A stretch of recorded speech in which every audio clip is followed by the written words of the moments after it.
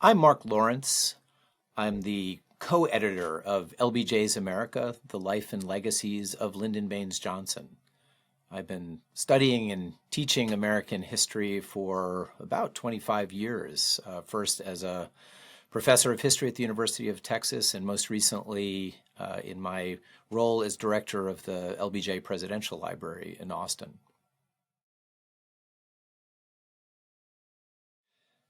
The book is about, exactly as the title suggests, the life and legacies of Lyndon Johnson. So really it has two purposes. One is to revisit Lyndon Johnson's life and times. And for the most part, that's a story that we've known for many years. There have been many terrific biographies of Lyndon Johnson, and yet we have discovered some new things about his life and career. And so the book is up to date. And this is, I think, one of its most important attributes. It gives a very up-to-date snapshot of where the scholarship really stands about Lyndon Johnson. But just as important, and hopefully this comes through in the title of the book, we want to explore the legacies of the Johnson presidency and the ways in which the decisions of that era, the controversies of that era, continue to shape the United States in the 21st century, very much down to our own day in 2023.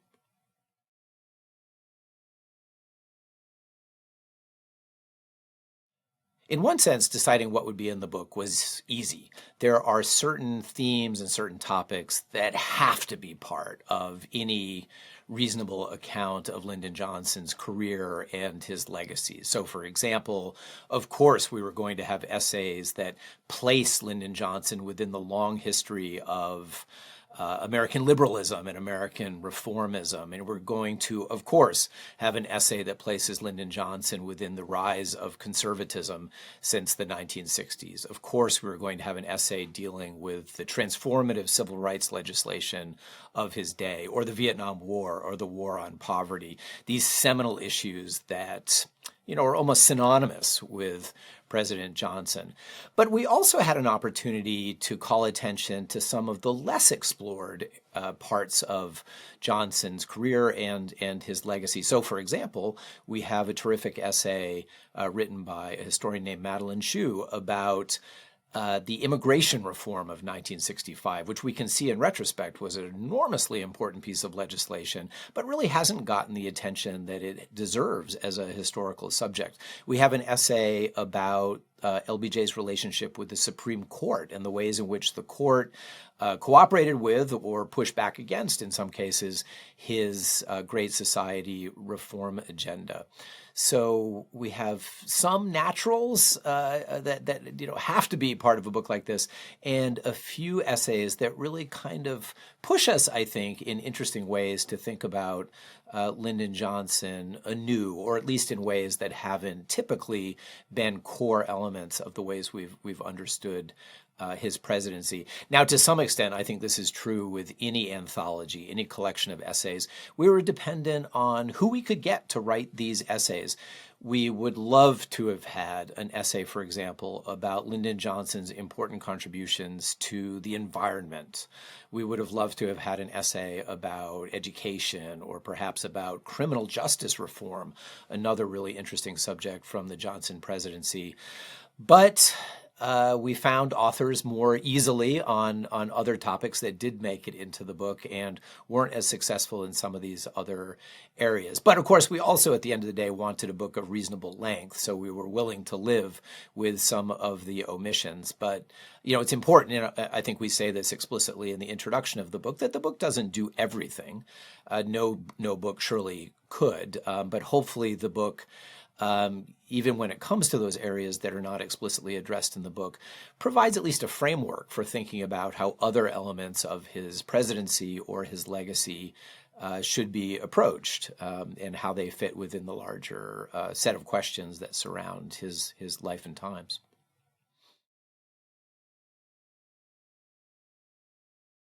This book is different from other books about Lyndon Johnson, in part just because it came out in 2023. It's really, really up to date. And I think that the book captures Not necessarily in deep detail. It is, after all, an anthology, a collection of essays, each of which is tackling an enormously controversial and complicated subject that certainly deserves a book unto itself. So, we sacrifice some depth, certainly, in the interest of breadth. But I still think that the book offers a nice snapshot of where the best scholars writing about Johnson in the 1960s stand right now on these seminal parts of Johnson's presidency, whether it's the domestic agenda or foreign affairs or the broad ways in which the Johnson presidency fits within the flow of American liberalism and conservatism.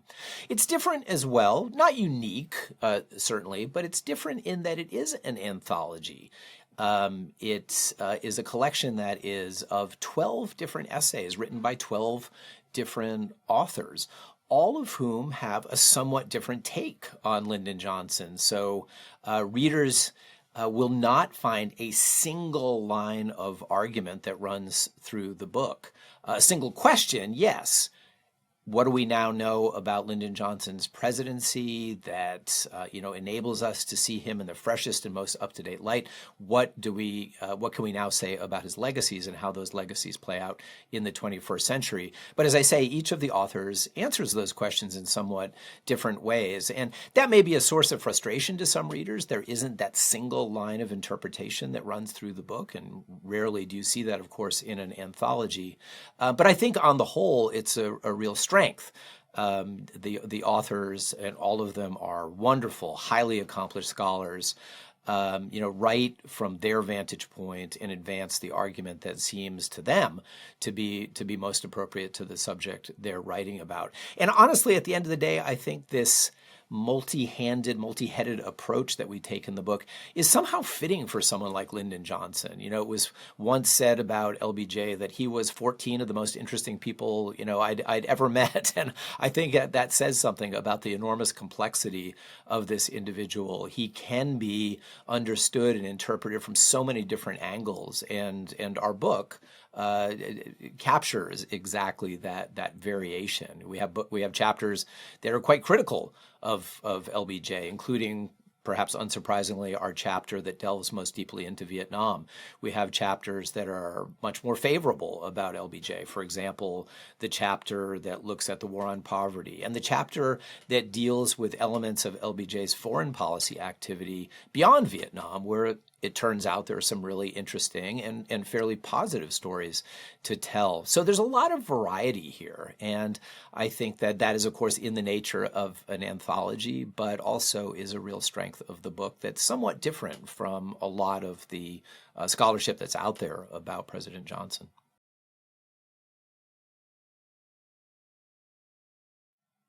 LBJ is enormously relevant to our world in the 21st century.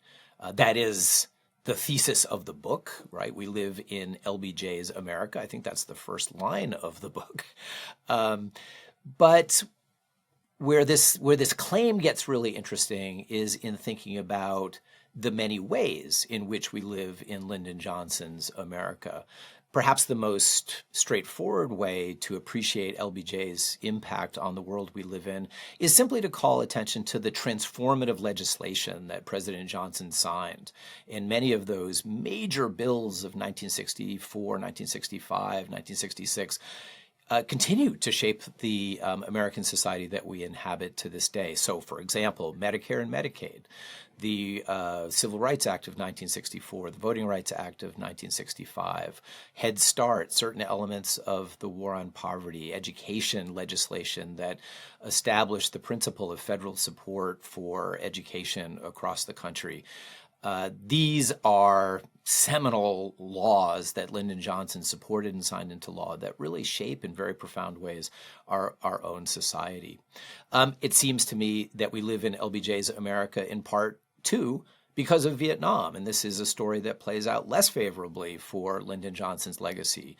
Vietnam, though it has faded some in the consciousness, I think, of ordinary Americans and shapes our politics less than it once did in the 1980s and 1990s, perhaps, it is still a major factor, I think, in the political and social cleavages that we're also familiar with in the early 21st century.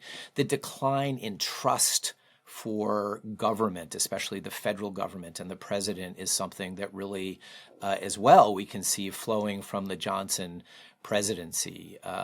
Ironically, right, Lyndon Johnson was in some ways the embodiment of that liberal icon who had endless confidence in the federal government and what it could do to solve problems for the American people. But Lyndon Johnson was also the president who begins this trend that continues to play out into the 21st century of declining faith and confidence in government. And I think a lot of that has to do with the pattern of deception and incomplete information that President Johnson provided about the war in Vietnam. There were other factors that play in too, especially Watergate in the 1970s. But it's quite striking that Lyndon Johnson, in many ways, was president when that very important trend that's so profoundly important to our politics today began to come into view.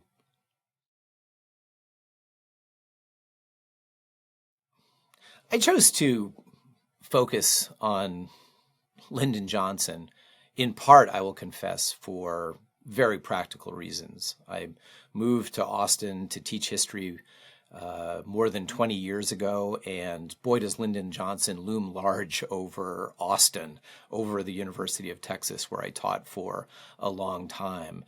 He is the biggest name in town and someone, of course, of endless interest, such a complicated and interesting person who, as we argue in the book, had such profound impact on all of American history that's played out since then. So, like many, many people, I came to LBJ as a historical subject simply because of that combination of this inescapably fascinating, larger-than-life individual and the sheer importance of what transpired during his presidency for both good, the Great Society, and ill, Vietnam and other problems that afflicted the country.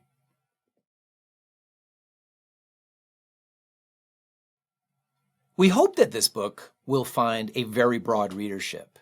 Yes, it is unquestionably appropriate for, and we hope very useful for, academic audiences. We want scholars to pick it up. I think there is material in here that will be of great interest to people who spent a lot of time thinking about Lyndon Johnson and about the 1960s. We want this book to find its way into teaching, into classrooms. I think that there are elements of it that would be entirely appropriate for undergrads and other elements that would make it a very worthwhile book for graduate level education. But beyond that, we hope that it will find a broad readership among readers who are simply interested in American history, the history of the 1960s, the history of the Johnson presidency.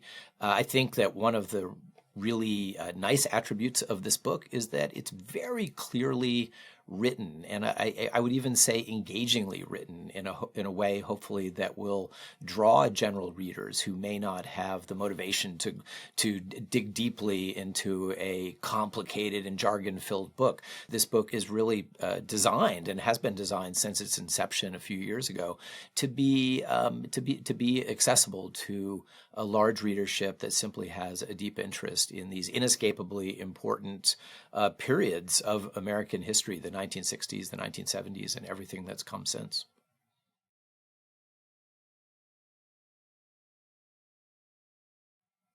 I think readers who, haven't dug deeply into the life of Lyndon Johnson will find all sorts of surprising and fascinating nuggets of information. Now, people who have read a great deal about the 60s, about LBJ, will be, I think, broadly familiar with the basics of the story that the book recounts. But for anyone who hasn't, dug deeply, I think Lyndon Johnson is just such a fascinating figure, full of quirky and funny and tragic sometimes stories. He truly was this larger-than-life figure whose life entails wonderful stories of courage and triumph and compassion, and whose life encompasses tragic elements. Above all, of course, the Vietnam War, but in a broader way, the latter parts of his administration, where he really struggled to maintain the political momentum that he had gathered so impressively in 1964 and 1965. Some of the most interesting little nuggets to me come in the two chapters that I mentioned earlier. The one about immigration, as I mentioned, a subject that is inescapably important, but perhaps hasn't gotten the attention that it deserves. The ins and outs of the process that Lyndon Johnson and his congressional allies pursued to win passage of this transformative legislation is really, really interesting. And I think one of the things you can see is LBJ's reliance on allies in Congress. Now, I think we have this tendency sometimes to see Lyndon Johnson as this all-powerful figure who accomplished all of these great things by himself. But of course, it certainly stands to reason that he had a lot of supporters.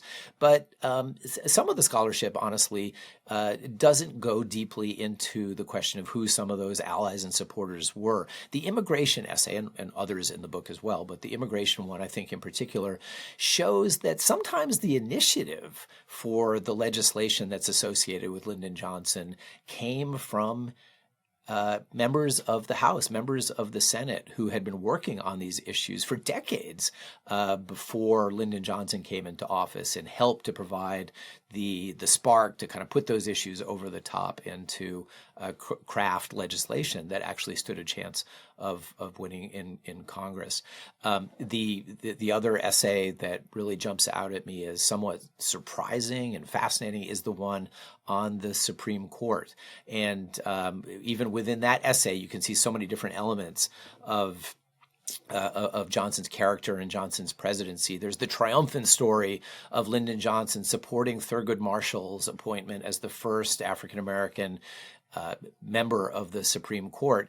But a few pages later, the essay tackles LBJ's less glorious efforts to appoint one of his friends and cronies, Abe Fortas, to the court, an initiative that looked like it was going to work for LBJ at first, but ultimately came crashing down when opposition gathered in Congress to that effort to install his man on the Supreme Court. So it's a wonderful juxtaposition of two elements that are inescapably, simultaneously part of Lyndon Johnson's record.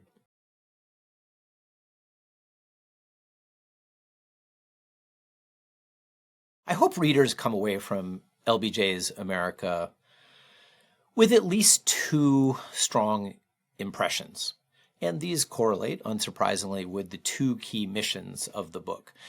In part, I hope the book engages readers to appreciate the importance and the complexity of the Johnson presidency itself. And as I say, LBJ's America, it's kind of a double entendre, right? In part, it refers to the America where LBJ presided as president. And those were years of profound importance to American history, not only for the way in which LBJ was behaving as president, but also for the grassroots social change that played out across the 1960s that made that period so fascinating. So hopefully the book gives us a little more traction and a very up-to-date sense of where the scholarship stands on major questions connected to this monumentally consequential decade in American history. But most importantly, I hope the book gives readers a sense of why Lyndon Johnson matters in 2023. 2023 is the 50th anniversary of LBJ's death in January of 1973. And my co-editor, Mark Uptergrove, and I felt that this was a good moment to sit back and think about the ways in which Lyndon Johnson's legacies continue to echo in our own era. And as I mentioned earlier, I think that story is also, like everything about Lyndon Johnson, a very complicated one.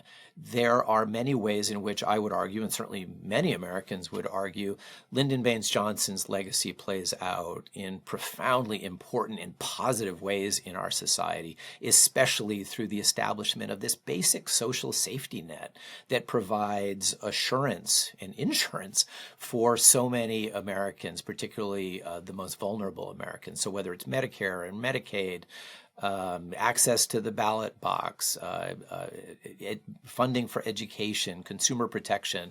Many of the laws and principles that were established by Lyndon Johnson remain very much with us and really cornerstones of the way our society is organized. It is also the case, though, and I hope readers see this very clearly, that the Johnson presidency begins this process of declining trust in government, which is so much a part of life in the United States in 2023. How that trend began in the 1960s is something that I hope people recognize.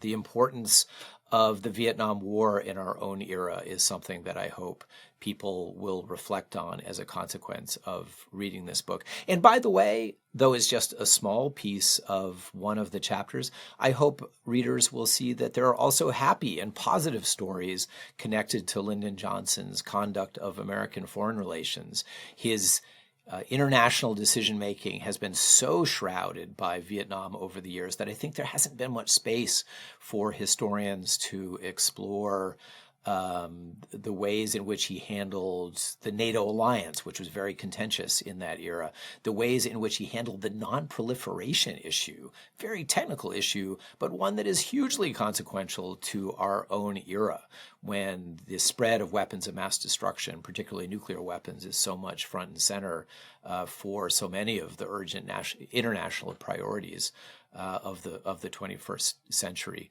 These two date back to the Johnson presidency, and I hope in these ways and in many others, readers will see that though this is history that played out more than half a century ago, it is still enormously consequential to America today.